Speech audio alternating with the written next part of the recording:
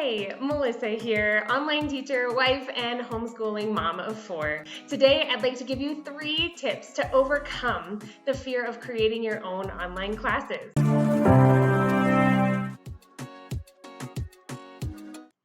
Maybe you've taught online before where the curriculum was provided for you, or you're looking to step out on your own onto an education marketplace like Outschool or Allschool. If this is a topic you're diving into and you appreciate bite-sized, informative videos, consider hitting subscribe and turning on notifications. That way you don't miss any upcoming videos related to the craft of online teaching. All right, let's go.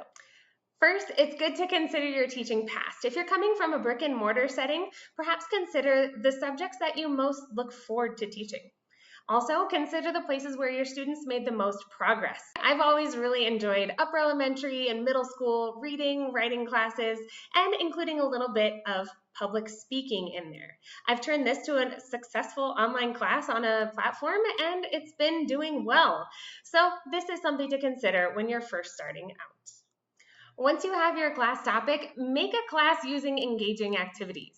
Think about the way this material is best taught and be sure to consider any physical material students might need at home, perhaps craft supplies, ingredients for cooking, things like that.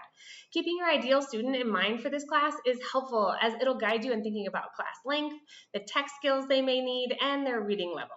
If slides support the lesson, go for it. If they don't, skip it.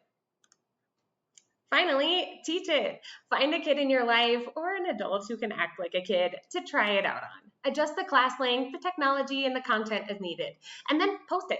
You can always go back and edit it later, but getting your first class out there is the hardest. So I hope these 3 tips will help you take those next steps in creating your own online classes. If this was helpful, consider hitting the like button and be sure to subscribe if you're looking for more guidance on the craft of online teaching in bite-sized videos. I know your time is valuable, so thanks for being here.